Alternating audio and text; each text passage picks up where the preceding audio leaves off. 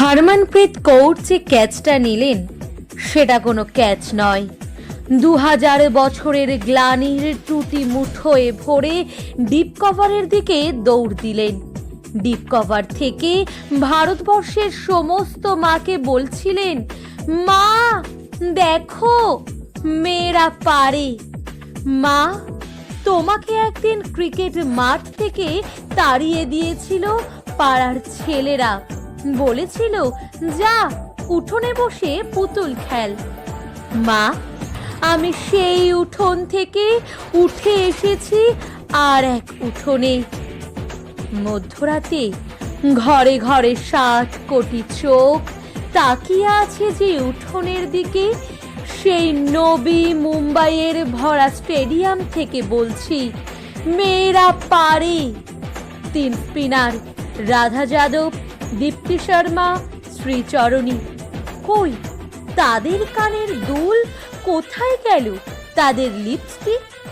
যে কানের দুল দেখে রবি শাস্ত্রীরা কমেন্ট্রি বক্স থেকে মেয়েদের চিনে নিতেন, কে ভালো কে আরো ভালো।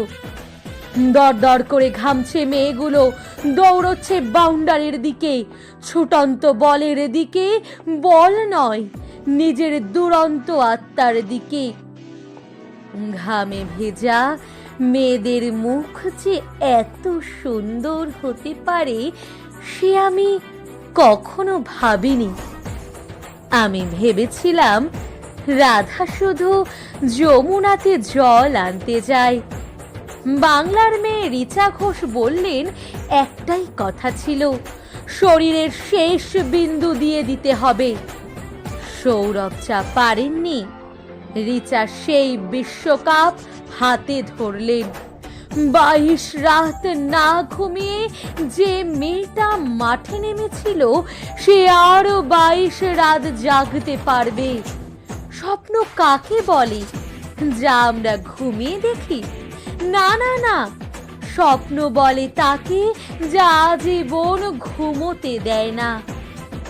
গত 50 বছরে যত ভ্রূণ হত্যা হয়েছে তারা আজ বলছে, আমাদের একটা মাঠ দাও, আমাদের একটা বল দাও, আমাদের একটা ব্যাট দাও, আমাদের মেরে ফেলো না, আমরাও পারি। ঘরে ঘরে, পাড়ায় পাড়ায়, রাস্তায় রাস্তায়, মেট্রো রেলে, এরোপ্লেনে, ভাবা অ্যাটমিকে, নাসায় বুকার প্রাইজে, ক্ষেপণাস্ত্রে, প্রতিটি নক্ষত্র জয়ে, প্রতিটা ভ্রূণ কন্যা উঠে দাঁড়িয়ে বলছে, কি বলছে? মেয়েরা কি বলছে? মেয়েরা বলছে, আমাদের একটা মাঠ দাও, আমাদের একটা বল দাও, আমাদের একটা ব্যাট দাও।